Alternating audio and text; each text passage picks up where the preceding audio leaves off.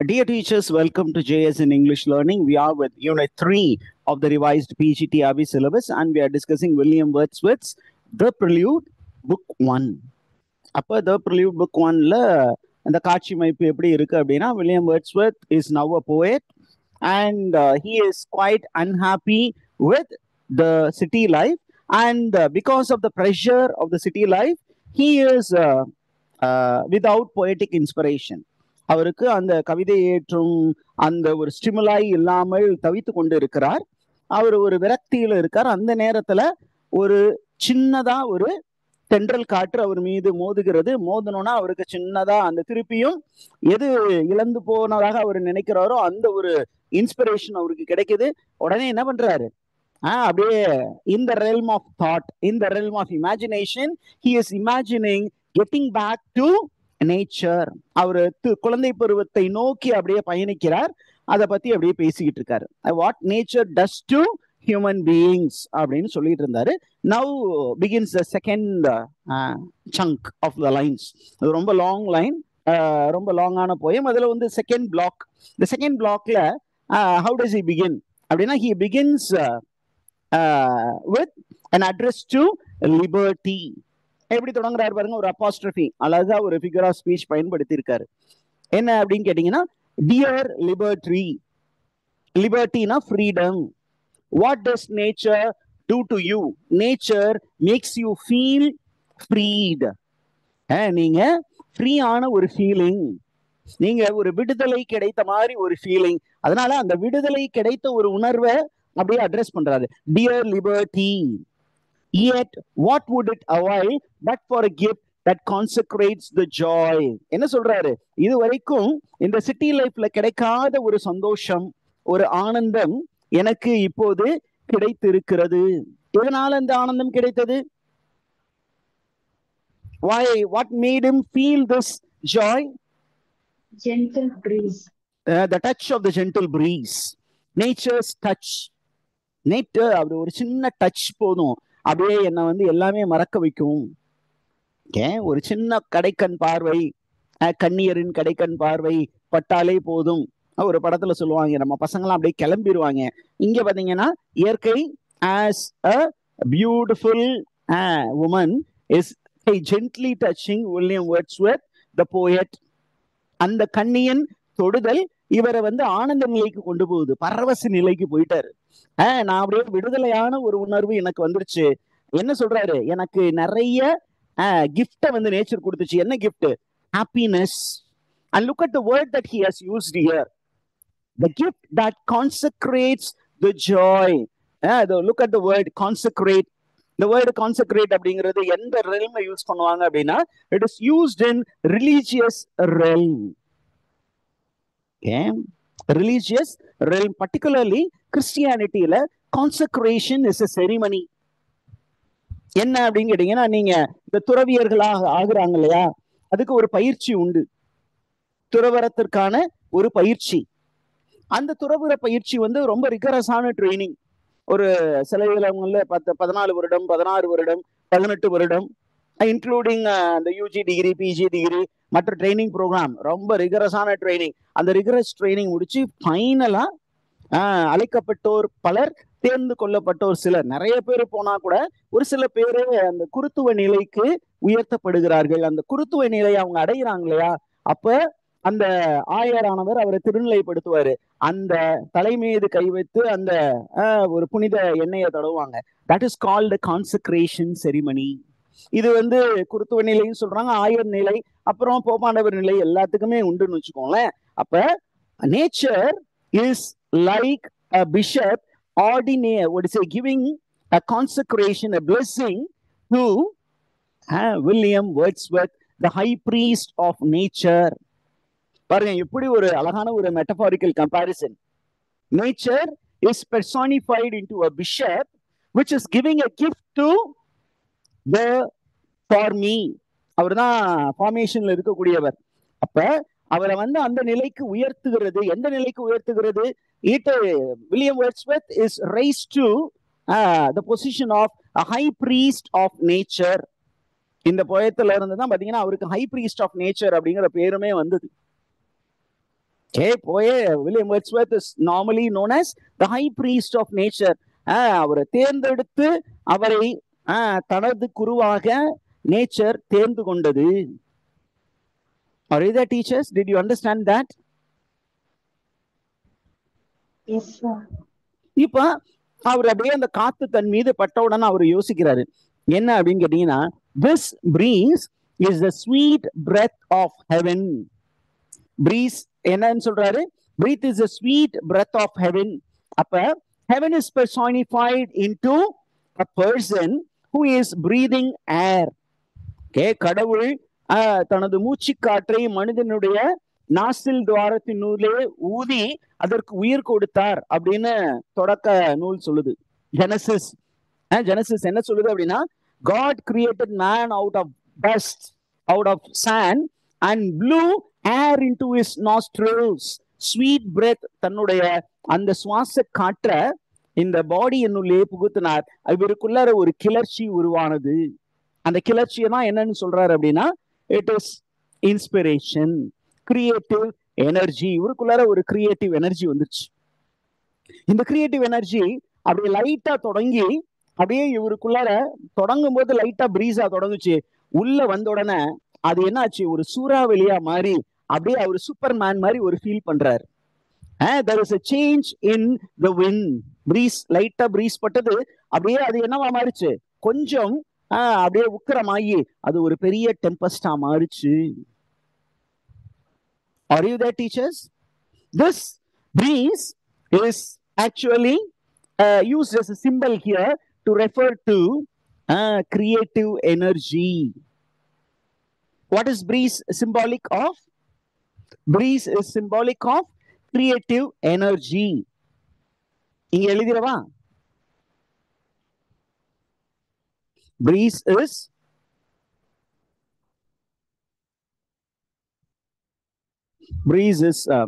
symbolic of, or breeze symbolizes னு போட்டுருவோம்.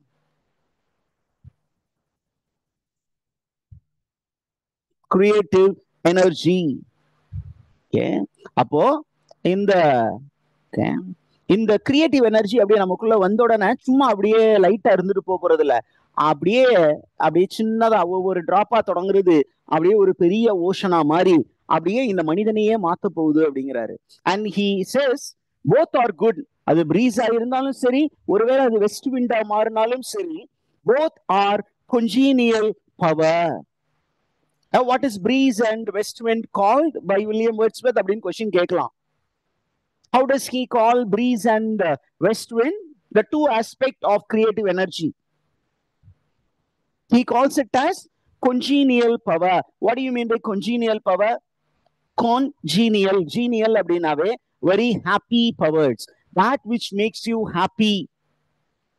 எப்படி சார் ஹாப்பி அப்படின்னு கேட்டீங்கன்னா, தென்றல் காத்து நம்ம மீது படும்போது இதமா இருக்கும். ஏன் அப்படின்னு கேட்டீங்கன்னா, இது வரைக்கும் உங்களுக்கு வெயில் தாக்கம் வந்துச்சு, அப்படியே தென்றல் காத்து உங்களை வருடும் போது உங்களுக்கு சந்தோஷம் கிடைக்கும். அந்த ஒரு மாற்றத்தை அந்த தென்றல் காத்து கொண்டு வருது.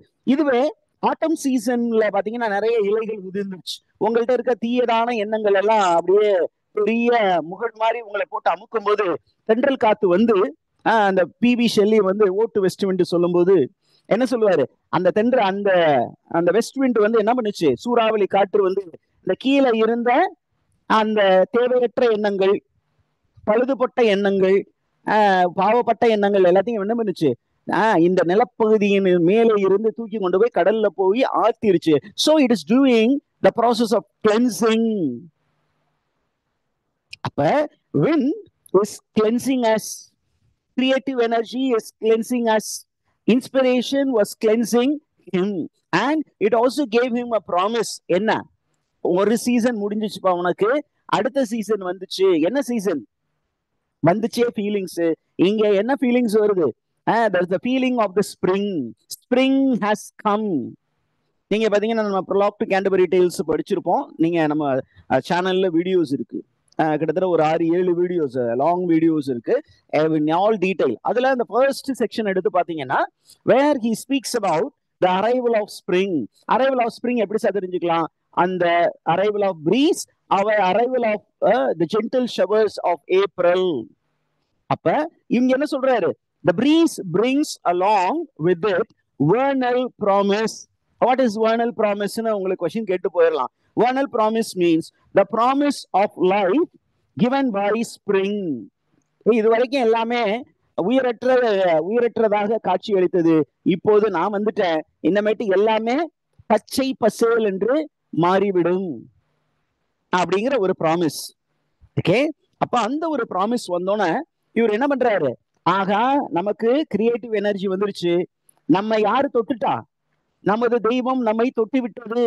யாரு இவருக்கு தெய்வம்? என்ன வேர்ட்ஸ்வர்த்துக்கான கடவுள் யாரு? Who is God for Wordsworth? Nature. இப்ப என்ன சொல்றாரு, கடவுள் என்னை தொட்டு விட்டார், தொட்டு விட்டோம்னா நான் வந்து என்ன பண்ண மாதிரி சந்தோஷத்துல இருக்கேன். இப்ப கையெடுத்து சாமிய தலைக்கு மேல, ஐயா தெய்வமே நன்றி அப்படின்னு சொல்லிட்டு he is going to worship God, he is going to venerate God. இந்த வெனரேஷனை சொல்றதுக்கு யூஸ் பண்றது எல்லாமே கிறிஸ்டியன் டெர்மினாலஜி. என்ன பண்ண போறேன், காலையிலிருந்து இரவு வரையும் நான் என்ன பண்ண போறேன், நன்றி ஜெபம் சொல்ல போறேன் அப்படிங்கிறாரு. இது சர்ச்ல என்ன சொல்லுவாங்க அப்படின்னு கேட்டீங்கன்னா, கடவுள் நம்மை படைத்தார், கடவுள் நம்மை காத்து கொண்டு இருக்கிறார், அதனால நம்ம காலையிலிருந்து இரவு வரை என்ன பண்றாங்க, அந்த நன்றி சொல்வதை வந்து பல விதமான பிரேயரா பிரிச்சு வச்சிருக்காங்க. அதிகாலை நாம் சொல்லக்கூடிய பிரேயர், இட் இஸ் கால்டு மேட்டின்ஸ், அதிகாலை ஜெபம். காலை எந்திரிச்சோன்னா சொல்லக்கூடிய ஜெபம் மேட்டின்ஸ். ஓகே, அதுவே இரவு நேரத்துல தூங்க போறதுக்கு முன்னாடி அல்லது சாயந்தரம் காலையில 6 மணிக்கு மத்தியானம் மூவேளை ஜெபம்னு ஒண்ணு இருக்கு, இன்னொன்னு இருக்கு மேட்டின்ஸ்னு ஒண்ணு சொல்லுவாங்க, இன்னும் வெஸ்பர்ஸ் மாலை ஜெபம், தூங்கும் போது கூட அதை சொல்லலாம். It's called vespers. இது எல்லாமே பாத்தீங்கன்னா இது வந்து அப்படியே ஒரு புக் இருக்கு, அந்த பிரேயர் புக் இருக்கு, அந்த பிரேயர் புக்கை வச்சு வாசிப்பாங்க, கடவுளுக்கு நன்றி சொல்வது. அப்ப என்னை தொட்ட தெய்வத்தை நான் நன்றியால் துதி பாட போகிறேன். So I am a worshipper of nature அப்படின்னு செகண்ட் ஸ்டான்ஸால தெளிவா சொல்லிட்டார். ஏன் அப்படின்னா, எனக்கு சந்தோஷத்தை இந்த தெய்வம் கொடுத்து இருக்கிறது, நான் என்ன பண்ண போறேன், I am going to worship nature. Are you there, teachers? Did you understand that?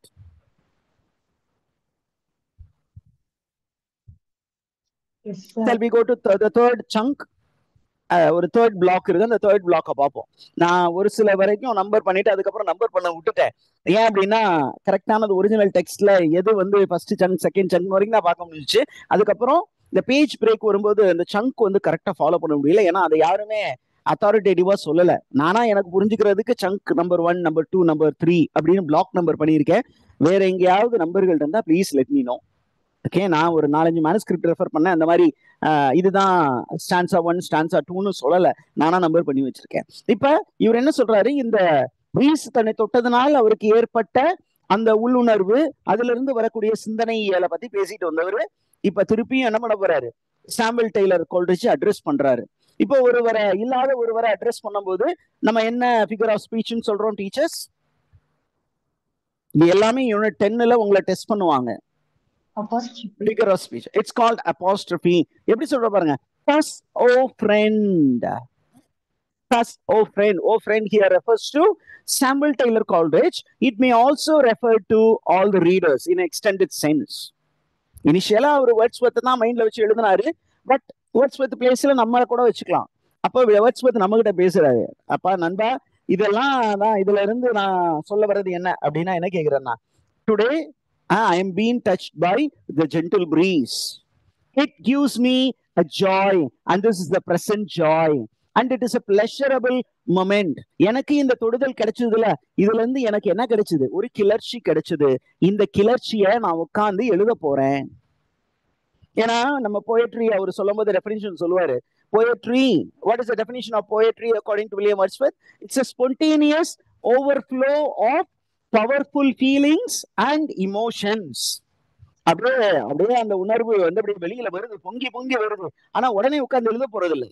Emotions recollected இன் டிராங்குவிலிட்டி, ஒரு அமைதியான நிலையில உட்கார்ந்து திருப்பியும் ஒரு மாடு அசை போடுற மாதிரி ஏற்கனவே சாப்பிட்டதை முன்னாடி கொண்டு வந்து திருப்பியும் வயிற்றுக்குள்ளார போனதை திருப்பியும் எடுத்து கொண்டு வந்து அது வந்து மாடு வந்து வாயில வச்சு படுத்துக்கிட்டு அசை போடும். அது மாதிரி நம்ம உள்வாங்கிய விஷயங்களை திருப்பியும் மனதிற்கு கொண்டு வந்து ஒரு அமைதியா இருக்கக்கூடிய நிலையில வச்சு அந்த சந்தோஷமான விஷயங்களை அசை போடணும்.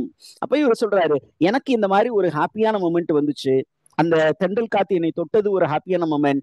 அதை நான் என்ன பண்றேன், அப்படியே அசைப்போட போறேன். இந்த அசைப்போடுதலின் அவுட்கம் என்ன அப்படின்னா, இப்படி நான் அசைப்போடும் பொழுது அந்த பிளஷரபிள் மொமெண்ட்ல இருந்து எனக்கு கிடைக்கக்கூடியது a beautiful prophecy. What is this beautiful prophecy? It is poetry. அது ஒரு தீர்க்க தரிசனம். What is poetry according to William Wordsworth in the Prelude Book 1? It is a prophecy. The poetic number came out spontaneously. The poetic number எப்படி வந்துச்சு அப்படின்னா, இவரு கஷ்டப்பட்டு வருத்தி கொண்டு வரல கவிதைய, அப்படியே அதுவே தானா வந்துச்சு. எப்படி வந்தது? It came to cloth in priestly robe. ஒரு சாமியார் எப்படி ஒரு ரெவரன்ஷியல் ட்ரெஸ் போட்டு வருவாரோ அந்த மாதிரி ஆட்டோமேட்டிக்கா ஆல்டருக்கு போனாவே, சாமியார் பூசை வைக்க போனா என்ன போடணும், அந்த பூசை வைக்கிறதுக்கு உடுப்பு போடணும். அது நேச்சுரல். அது போடாம அவர் போய் திருப்பலி நிறைவேற்ற முடியாது. அப்ப அந்த பிரீஸ்ட்லி ரோபு மாதிரி இந்த போயட்ரி வந்தது. அண்ட் இவர் என்ன சொல்றாரு பாருங்க, there was a renovated spirit which was singled out. Such hope was mine of holy service. எனக்கு உள்ள வந்து ஒரு கவிதை ஏற்ற ஒரு உணர்வு வந்துச்சுல, அதுல இருந்து எனக்கு ஒரு விஷயம் தெரிஞ்சிருச்சு. என்ன அப்படின்னா, nature has set me aside. இந்த பெரிய கூட்டம் இருக்கு, இந்த கூட்டம் வந்து என்ன எதை நோக்கி ஓடிட்டு இருக்கு, காசு பணத்தை தேடி ஓடிக்கொண்டிருக்கிறது. அதுல இருந்து என்னை இவர் தனியாக தூக்கிடுச்சு, என்னை தூக்கி தனியா வச்சுக்கிச்சு அதுக்கு பக்கத்துல. எதுக்கு? I am supposed to be the high priest of nature. நீ எனக்கானவன் அப்படின்னு எது வந்து வேர்ட்ஸ்வர்த்தை சூஸ் பண்ணி வச்சிருக்கு? இப்ப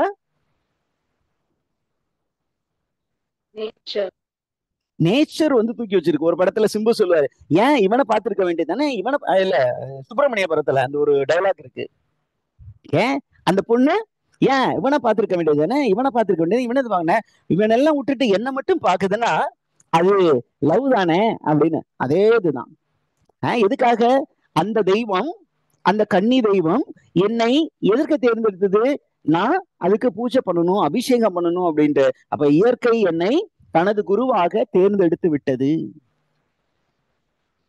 தேர்ந்தெடுத்தோன்னா இவர் என்ன பண்றாரு, அப்படியே பாட்டு பாட ஆரம்பிக்கிறார், இயற்கைய வர்ணிச்சு பாட்டு பாட ஆரம்பிக்கிறாரு.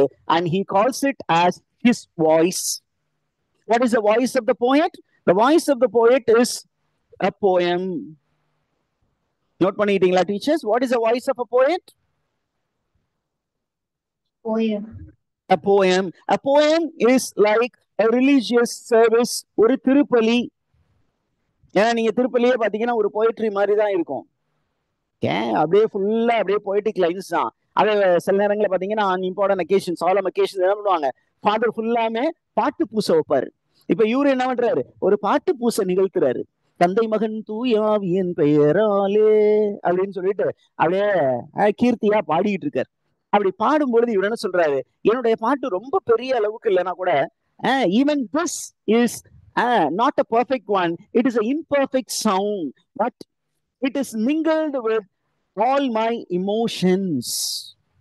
என்னுடைய உள்நிலையில் இருக்கக்கூடிய எல்லா பவரையும் அதுல சேர்த்து நான் என்ன பண்றேன், கர்நாடிக் சங்கீத வித்வான்கள் பாடுற மாதிரி பாடலாம் கூட நானும் என்ன பண்றேன், என் அளவுக்கு இயற்கையை புகழ்ந்து பாடுகிறேன். அப்ப நம்மால என்ன பண்றாரு, இந்த உணர்வு அவருக்கு வந்துருச்சு, ஒரு போயட்ரி வந்துருச்சு. இப்ப என்ன பண்றாரு, ஓகே நான் என்ன பண்ண போறேன், இங்கிட்டு நடந்து பார்த்தேன், அதுக்கு மேல என்னால முடியல, உள்ள இருக்கிற அந்த உணர்வை அடக்கி வைக்க முடியல, அதெல்லாம் என்ன பண்ண போறேன், நான் என்னுடைய ஃபீலிங்ஸையும் இமோஷன்ஸையும் அப்படியே கவிதையா வார்த்தை எடுக்க போறேன் அப்படின்னு நம்ம கிட்ட சொல்றாரு. What is he doing to to? ஒரு பிளஷரபிள் எக்ஸைட்மெண்ட் கிடைச்சிச்சு, அந்த எக்ஸைட்மெண்ட்டை ஒரு கவிதையா எழுத போறாரு. Did you understand this concept, teachers?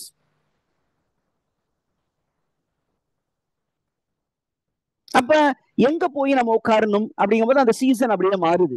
Spring season முடிஞ்சு என்ன சீசன் வருது அப்படியே ஒரு கனவுல நினைச்சு பார்க்கணும். ஸ்ப்ரிங் சீசன் முடிஞ்சு ஆட்டம் சீசன் வந்துருச்சு, இலையுதிர் காலம். அந்த இலையுதிர் காலத்துல எப்படி இயற்கை இருக்கும் அப்படின்னு யோசிச்சு பாக்குறாரு.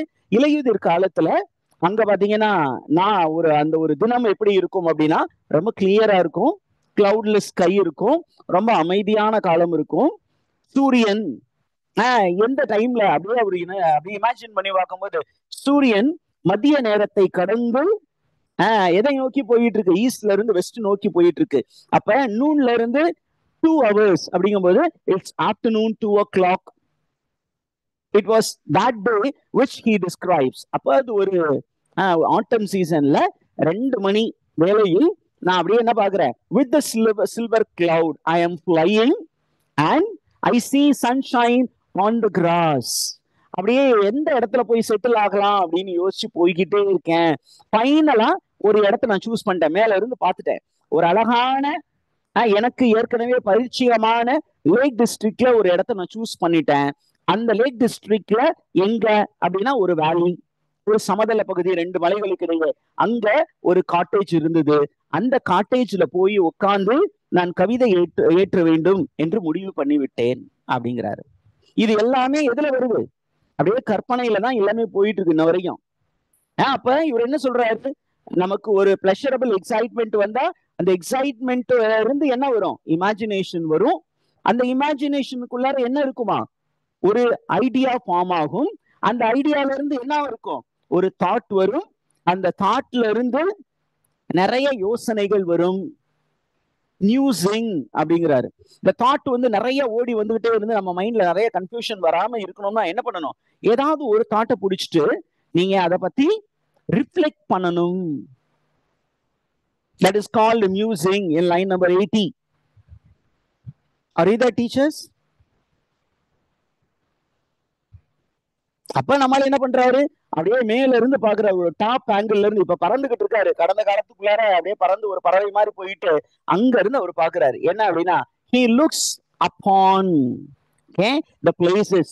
அவர் கடந்த காலத்துல பார்த்த எல்லா விஷயங்களையும் ரிஃப்ளெக்ட் பண்ணும்போது அவர் வாழ்ந்த இடங்கள் எல்லாமே அவர் அப்படியே மேல இருந்து ஒரு டாப் ஆங்கிள் இருந்து பாக்குறாரு. ஒரு சேட்டலைட் ஆங்கிள் இருந்து பாக்குறாரு. அப்படியே பார்க்கும்போது அப்படியே அவரு தன்னுடைய சின்ன வயசுல அவர் எப்படி அந்த மலைகளுக்கு இடையே, அந்த குளங்களுக்கு இடையே இயற்கையோடு இயற்கையா ஓடி தெரிஞ்சாரு அப்படிங்கிற விஷயம் அவருக்கு ஞாபகம் வருது. அப்ப என்ன சொல்றாரு? என்னுடைய ஸ்பிரிட் அப்படியே felt that I am becoming a child. இது ஏறக்குறைய ஒரு தெரபியூட்டிக் செஷனுக்குள்ளார போற மாதிரி. நீங்க அப்படியே இப்ப சொல்லுவாங்க, நீங்க இப்ப 9 வயசு, இப்ப நீங்க 20 வயசு வாலிபனா இருக்கீங்க, இப்ப 10 வயசு வாலிபனா ஆகிட்டீங்க, இப்ப 10 வயசு குழந்தை ஆகிட்டீங்க, 5 வயசு, 2 வயசு அப்படின்னு இப்ப உங்க என்ன நடக்குது அப்படின்னு கேட்கும்போது வேர்ட்ஸ் பத்தி எல்லாத்தையுமே சொல்லிட்டு இருக்காரு. நான் எப்படி இருக்கேன்? ஒரு மிஸ்சீவியஸ் பாயா அங்க எங்க சுத்தி தெரிஞ்சுக்கிட்டு இருக்கேன்? லேக் டிஸ்ட்ரிக்ட்ல சுத்தி தெரிஞ்சுக்கிட்டு இருக்கேன். ஒரு மிஸ்சீவியஸ் பாய், ட்ரூவென்ட்னா mischievous boy, fugitive, aimless wanderer, but I am in a pilgrimage. பில்கிரிமேஜ்னா என்ன? நான் ஒரு புனித பயணம் மேற்கொள்கிறேன். எதை நோக்கி? இயற்கை தான் என்னுடைய ஷ்ரைன். அந்த ஷ்ரைன், இயற்கை தான் என்னோட தெய்வம். அதுதான் கோயில், அதுதான் தெய்வம். அந்த கோயிலை நோக்கி, அந்த தெய்வத்தை நோக்கி நான் திரு யாத்திரீகனாக போய் கொண்டிருக்கிறேன். Are you there, teachers? And அப்படியே டைம் வந்து ஈவினிங் டைம் நடந்து ஈவினிங் டைம் ஆயிடுச்சு. ஈவினிங் டைம் வரும்பொழுது அப்படியே திருப்பியும் ஒரு பிரீஸ் வந்து அவரை டச் பண்ணுது. He is again visited by the alien visitations. What is this alien? AEOLIAN. இது கேட்டிருக்காங்க, பாத்துக்கோங்க. Alien refers to wind. ஒரு பயணம் போகும்போது வெயில்ல அப்படியே பாத யாத்திரை நடந்து போயிட்டு இருக்கும்போது திடீர்னு ஒரு அப்படியே தென்றல் காத்து உங்களை டச் பண்ணிச்சுன்னா, தெய்வமே நன்றி அப்படின்னு சொல்லுவீங்கல்ல, அதே ஃபீலிங் தான். இப்படி அவர் போயிட்டு இருக்கும் போது இவருக்கு டக்குன்னு கடந்த காலத்துல டிராவல் பண்ணிட்டு இருந்தாரு, இப்ப அவருக்கு நிகழ்காலத்துக்கு வர்றாரு. நம்மால் வில்லியம் வேர்ட்ஸ்வொர்த் வந்து என்ன சொல்றாரு? அப்பா, நிகழ்காலத்துல எனக்கு ஒரு விஷயம் நடந்து போச்சு. என்ன நடந்து போச்சு? ஒரு காலத்துல என்கிட்ட போய்டிக் இன்ஸ்பிரேஷன் இருந்தது, ஆனா இந்த பாலா போன இந்த மெட்டீரியலிசத்தினால என்ன ஆச்சு? I have lost touch with the inner breeze. வெளி உலகத்துல பிரீஸ் இருக்கு, உள்ள இருந்த இன்னர் பிரீஸ் இல்லாம போச்சு, உள்ள இருந்த இன்ஸ்பிரேஷன் இல்லாம போச்சு. ஆனா திருப்பியும் அந்த பிரீஸ் என்னை திருப்பியும் வந்து டச் பண்ணி இருக்கு. அப்ப இதனால நான் என்ன பண்ணிட்டேன்? I am going to get away from the present and I am going to travel into the past. என்ன பண்றாரு? எல்லாத்தையும் பெட்டி படுக்கையெல்லாம் கட்டிட்டார். இங்க இருந்தது போதும்டா சாமி அப்படின்னு எப்படி டிராவல் பண்ண போறாரா? He is going to travel physically like a homebound labourer. நான் வந்து இங்க ஒரு இண்டஸ்ட்ரியில லேபரர் மாதிரி இருக்கிறேன். இது எல்லாமே metaphorical comparison. Life in the city is like working in industry as a labourer. ஒரு கூலியாளாக வேலை செய்யறவன் அவனுக்கு ஒரு வீக்கெண்ட் கிடைக்குதுன்னா எவ்வளவு ஜாலியா ஊருக்கு கிளம்பி போவான். அந்த மாதிரி நான் என்ன பண்றேன், வீடு நோக்கி சந்தோஷமா கிளம்பி ஓடுறார். Arida teachers, did you understand? That is a simile. Like எது போல அவர் சந்தோஷமா போறாரு அப்படின்னா, ஒரு இடத்துல தங்கி வேலை செஞ்சுக்கிட்டு இருக்காரு. மாசத்துல ஒரு நாள் தான் லீவு. அந்த ஒரு நாளுக்காக எதிர்நோக்கி இருப்பாரு. அந்த ஒரு நாள் லீவு வரப்போ வந்துருச்சு. அந்த முதல் நாள் 5 மணிக்கு பெல் அடிச்சிருச்சு அப்படின்னா நம்மால் பெட்டியெல்லாம் ஏற்கனவே கட்டி வச்சிருப்பாரு. அங்க இருந்து பைய தூக்கி போட்டுக்கிட்டு பஸ் ஸ்டாண்டுக்கு ஓடுவாரு பாருங்க. அந்த மாதிரி ஓடுறாரு நம்மால். ஓடும் பொழுது he finds the sun to be mellowing அப்படின்னா it is very very warm, not harsh. ஈவினிங்ல அப்படியே அந்த ஈவினிங் சன் வந்து ரொம்ப மைல்டா இருக்கு. அப்படியே அவர் என்ன பண்றாரு, போகும்போது அப்படியே எல்லாத்தையுமே பார்த்து ரசிச்சுக்கிட்டே போறாரு. And he makes a reference to Sabbath of that time to a servile yoke. Sabbath அப்படின்னு கேட்டீங்கன்னா what do you mean by Sabbath in Christianity? A holy day. So he considers his journey to be a holy journey. And during his journey, he is not ignoring anything. பார்க்கறது எல்லாத்தையுமே அப்படியே வெனரேஷனோட பார்க்கிறாரு. பார்க்கக்கூடிய சின்ன சின்ன விஷயத்தையுமே அவர் என்ன பண்றாரு, கடவுளுக்கு தெய்வமே நன்றி, அப்பா ஆண்டவரே இயேசுவே நன்றி அப்படின்னு ஒரு கிறிஸ்தவர் சொல்ற மாதிரி இயற்கையை பார்த்து இவர் நன்றி சொல்லிக்கிட்டே போறாரு. இப்போ அவர் ஜார்னியை தொடங்கிட்டாரு. எத்தனை நாள் டிராவல் பண்ணாரு அப்படின்னு நம்ம கேட்டா, பிசிக்கலா எத்தனை நாள் டிராவல் பண்ணாராம்? A pleasant loitering journey. நாள் நடையாவே நடக்கிறாரு. எத்தனை நாள் நடக்கிறாரா? 3 days. 3 நாள். இந்த 3 அப்படிங்கிறது இட்ஸ் a whole number. பைபிள்ல அதை பத்தி சொல்லியிருக்கு. இயேசு அவருடைய அந்த 3 வருட கால பொது பயணத்தில் 30 வயசுல இருந்து 33 வயசு தான். அந்த 3 வருஷம் மட்டும் என்ன பண்றாரு, பொது வாழ்க்கை. அதுல பிரசங்கம் எல்லாம் பண்ணாரு. அதுல 2-3 நிகழ்வுகள் இருக்கு. ஏன்னா அப்படின்னா அவரு வந்து பாலைவனத்துல போய் என்ன பண்ணாரு, தங்கி இருந்தார். அப்போ அங்க என்ன பண்ணாங்க, மக்கள் எல்லாம் அவரை தேடி போனாங்க. இவரு ஒரு கடல் இருந்துச்சு, அந்த கடல்ல வந்து படகு ஏறி அந்த பக்கம் அக்கறைக்கு போய் அங்கேயாவது கொஞ்சம் அமைதியா இருக்கலாம் தன்னுடைய சீடர்களோடுன்னு பார்த்தா, மக்கள் என்ன கரையோரமா ஓட்டமும் நடையுமா ஓடி இவருக்கு முன்னாடி போய் அக்கறையில நிக்கிறாங்க. இப்படி வந்தவங்களை பார்த்து என்ன பண்ணாரு, சரி வாங்க உங்களுக்கு நல்ல விஷயம் சொல்லி தரேன், என்ன பிரசங்கம் பண்ண தொடங்கினவரு 3 நாள் பிரசங்கம் பண்ணாரு. 3 நாள் கழிச்சோன்னா அவருக்கே இவங்களை பார்த்து பாவமா தோணுச்சு. பசியோட இருப்பாங்கடா, கொண்டு வந்து இதுல இருந்து தின்னு முடிச்சுட்டாங்க, இப்ப இவங்களுக்கு சாப்பாடு கொடுக்கணும் அப்படின்னு 3 நாள்னு கணக்கு சொல்லுது. இந்த 3 நாள் அப்படிங்கிறது சம்திங் ஸ்பிரிச்சுவல், அவர் ஹோல்சம் ஜேர்னி. அப்ப இந்த ஹோல்சம் ஜேர்னிய அவர் அப்படியே மேற்கொண்டு எங்க போறாரு, he is going to his own cottage. அவரு குழந்தை பருவத்துல தங்கியிருந்த லேக் டிஸ்ட்ரிக்ட்ல இருந்த ஒரு காட்டேஜ் போயிட்டார். அந்த காட்டேஜ் அவர் என்னன்னு சொல்றாருன்னா, he calls it as a hermitage. ஒரு துறவி தங்கி இருக்கக்கூடிய ஒரு மடம். இதுதான் என்னுடைய ஆன்மீக மடம், இங்க இருந்துதான் என்னுடைய ஆன்மீக பயணம் தொடங்கியது, இங்கதான் நான் ஃபார்ம் ஆனேன், அதனால இந்த இடத்துக்கு நான் வந்திருக்கேன். So it's a spiritual journey. Did you get that, teachers?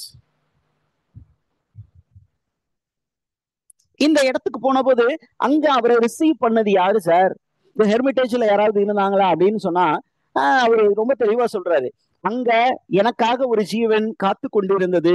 யார் அந்த ஜீவன்? நேச்சர். ஒரு மலர்ந்த முகத்தோடு என்னை வரவேற்றது. நீங்க அதை எப்படி வேணுமோ எடுத்துக்கலாம். ஒருவேளை ஒரு லவர் பாய், ஒரு மேரீடு மேன். அப்ப ஒரு மேரீட் மேன் டவுன்ல தங்கி ஒர்க் பண்ணிட்டு இருக்காரு, ஒரு ஃபாரின் கண்ட்ரில சிங்கப்பூர் மலேசியால ஒர்க் பண்றாரு.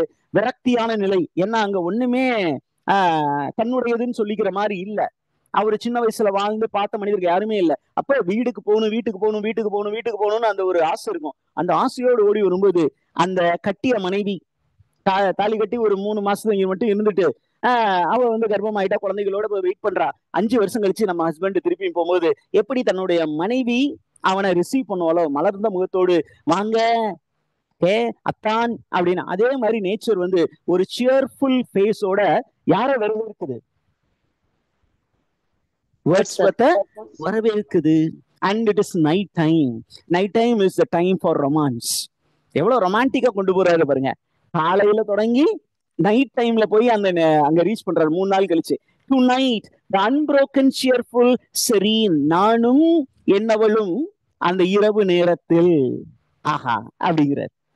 அப்ப he is personifying nature into a lady and he the poet as a man, and they are having good time together, and he calls it as the spiritual experience, bliss, ஆனந்தம், பேரானந்தம், பரமானந்தம் sir அது அப்படின்னு சொல்லிட்டு என்ன சொல்றாரு, இதோடு மட்டும் இல்ல, இப்ப திருப்பியும் அப்படியே பழைய கதைக்கு வர்றாரு.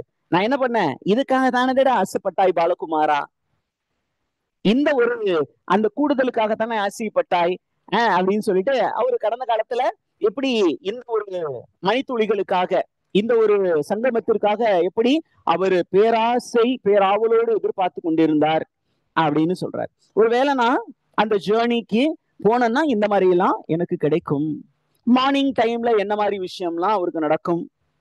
அப்ப இவர் என்ன சொல்றாரு, நீங்க இந்த மாதிரி இயற்கையோடு இயற்கையாக போகணும்னு நினைச்சீங்கன்னா உங்களுக்கு இம்பெடிமெண்ட்ஸா ஒரு சில விஷயங்கள், தடைகள் நிறைய வரும். என்ன தடை வரும், யாரிடம் இருந்து அந்த தடைகள் வரும் அப்படின்னா, உங்களுடைய மைண்டு தான் சார் உங்களை வந்து இயற்கையோடு போய் மிங்கிள் ஆகாம தடை செய்யக்கூடியது. எது வந்து நம்ம நேச்சரோட மிங்கிளாக விடாதான்? மைண்ட். இந்த மைண்ட் என்ன பண்ணோம்னா நம்மளை வந்து ஏதோ ஒரு விஷயத்தை நோக்கி, பல விஷயங்களை நோக்கி, இந்த மைண்ட் வந்து ஒரு விஷயத்துல நிறைய இருக்காது. இது நல்லா இருக்கே, இது நல்லா இருக்கே, இது நல்லா இருக்கே அப்படின்னு நம்மள பல விஷயங்கள்ல போக்கஸ் பண்ண விடும். அப்ப என்ன சொல்றாரு, இந்த மைண்ட் தான் நமக்கு எனிமி. அதனால நம்ம என்ன பண்ணுவோம், we have to control our mind and we have to make a firm decision to go back to nature. ஒருவேளை அப்படி முடிவு பண்ணிட்டோம்னா நீங்க என்ன மாதிரி இருப்பீங்க, நீங்க என்னவாயிருவீங்க, இயற்கை மேலு வேட்கை கொண்டால் நீங்க ஒரு கவிதை ஆயிடுவீங்க. So who is a poet அப்படிங்கிற ஒரு செக்ஷனுக்கு வர்றாரு. இதுல நடுவுல வருது, how is Wordsworth describing the poet அப்படிங்கும்போது he describes the poet as a gentle creature. Sir இவர் ரொம்ப நல்லவர் சார். ஒரு படத்துல சொல்லுவாங்க, என்ன படம், மசாலா காஃபின்னு, இந்த உலகத்திலே ரொம்ப நல்லவங்க அப்படின்னா யாரு, வாத்தியாரு. ஏன், என்ன அடிச்சாலும் தாங்குவாங்க, எவ்வளவு தூரம் நீங்க வந்து இன்கிரிமெண்ட் போடாம இருந்தாலும் அமைதியா இருப்பாங்க. நீங்க டிஆர்பி கால்ஃபர் பண்ணலன்னா கூட என்ன பண்ணுவாங்க, பொறுமையா வெயிட் பண்ணுவாங்க. எலெக்ஷனுக்கு முன்னாடியாவது கால்ஃபர் பண்ணிடுவாங்க, கட்டாயம் எக்ஸாம் கண்டக்ட் பண்ணிடுவாங்க, நமக்கு ஜாப் கொடுத்துருவாங்க அப்படின்னு பொறுமையா இருக்கக்கூடிய ஒரு ஜீவராசி அப்படின்னா அது ஒரு டீச்சர், இன்னொன்னு ஒரு போயட். இந்த கவிஞர் பாத்தீங்கன்னா ரொம்ப ஜென்டிலா இருப்பாரு, கைண்டா இருப்பாரு. அண்ட் இந்த போயட் வந்து எதுக்கு ஈக்குவல் பண்றா பாருங்க, poet is compared explicitly to a lover. Okay, to a lover.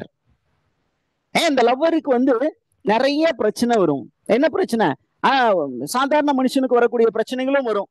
என்ன, சிக்னஸ் வரும், பிசிக்கல் இன்ஃபர்மிட்டி வரும். ஆனா பெரிய பிரச்சனை ஒரு லவ்வருக்கு என்ன அப்படின்னா மைண்ட் தான் பெரிய பிரச்சனை. என்ன பிரச்சனை, ஒன்ஸ் யூ ப்ரப்போஸ் லவ், அந்த கேர்ள் வந்து ஒரு பையன் வந்து ஒரு கேர்ள்கிட்ட ப்ரப்போஸ் பண்றான், ஒரு கேர்ள் வந்து ஒரு பாய்கிட்ட ப்ரப்போஸ் பண்ணுது அப்படின்னு வச்சுக்கோங்களேன்.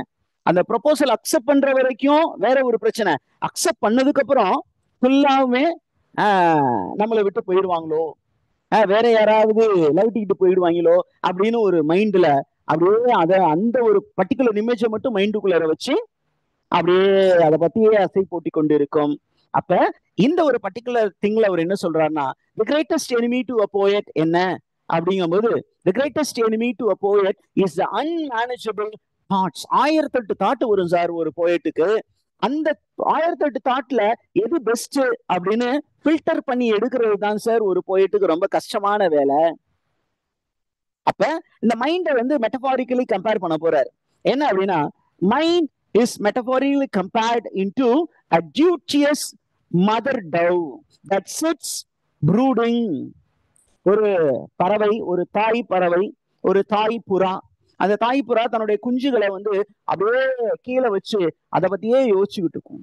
அப்ப நம்மளும் என்ன பண்ணணும் அப்படின்னா, நமக்கு நிறைய தாட்ஸ் வரும். அந்த தாட்டை எல்லாத்தையுமே என்ன பண்ணணும், அப்படியே ஒரு தியான நிலைக்கு கொண்டு போய் இதுல எது ரொம்ப முக்கியமானது, இது வேண்டாம், இது வேண்டாம், இது வேண்டாம், இது வேண்டாம்னு சொல்லிட்டு கடைசியா ஒரு தாட்டை எடுத்து அந்த தாட்டை கையில வச்சுக்கிட்டு இது இயற்கையோடு இயந்த ஒரு எண்ணம் அதை நோக்கி பயணம் பண்ணீங்கன்னா you will have a spiritual experience அப்படின்னு சொல்றாரு. Did you understand the teacher? இப்போ இவருக்கும் நிறைய டிஸ்ட்ராக்ஷன்ஸ் இருந்தது. இனிஷியலா இன்ஸ்பிரேஷன் வந்ததுக்கு அப்புறம் 1008 தாட் வந்தது. அந்த தாட்னால நான் நிறைய டிஸ்ட்ராக்ட் ஆயிட்டேன். ஃபைனலா முடிவு பண்ணிட்டேன், இதை தான் நான் பிடிச்சிக்கிட்டு போறேன் அப்படின்னு முடிவு பண்ணிட்டார். ஓகே, முடிவு பண்ணிட்டு என்ன பண்றாரு? he is going to tell us clearly என்ன அப்படின்னா, இந்த ப்ராசஸ் வந்து ரொம்ப கஷ்டமான ப்ராசஸ் சார். நான் நிறைய என்னையே 1008 கேள்வி கேட்டேன் அப்படின்னு சொல்லிட்டு இப்போ ஒரு ஹைரார்கி நம்ம கிட்ட சொல்ல போறாரு. என்ன அப்படின்னா, மைண்ட் இஸ் இந்த அப்பர் மோஸ்ட் பொசிஷன். இந்த மைண்டுக்கு கீழே 2 விஷயங்கள் இருக்கு சார். இதெல்லாம் என்கிட்ட இருக்கு. என்கிட்ட ஒரு நல்ல மைண்ட் இருக்கு. இந்த மைண்டுக்கு கீழே ஒர்க் பண்ணக்கூடிய 2 ஏஜென்ட்ஸ் இருக்காங்க. யாரு? One is the soul, the other is the general truth. இந்த சோலும் ஜெனரல் ட்ரூத்தும் மைண்டுக்கு தேவையான இன்ஃபர்மேஷனை கொடுக்கும். அப்ப யாரு தான் supreme ruler? Who is the supreme ruler? Mind. மைண்டுக்கு கீழே அடுத்த ரேங்க்ல இருக்கக்கூடியது சோல் அந்த ஜெனரல் ட்ரூத்.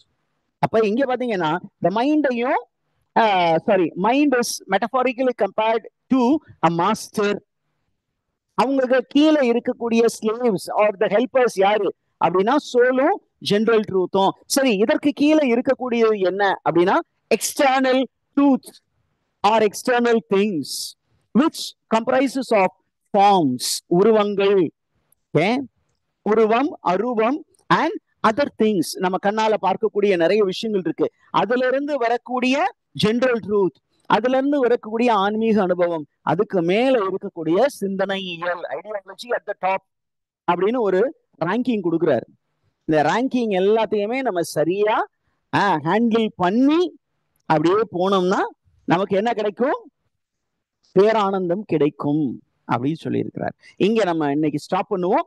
இதை நீங்க என்ன பண்றீங்க அப்படின்னா, you watch the video again and you muse on these ideas and try to take down notes on the important figures of speech and the important comparisons which are made, and so that we can go a little faster in the classes to come. Thank you, teachers.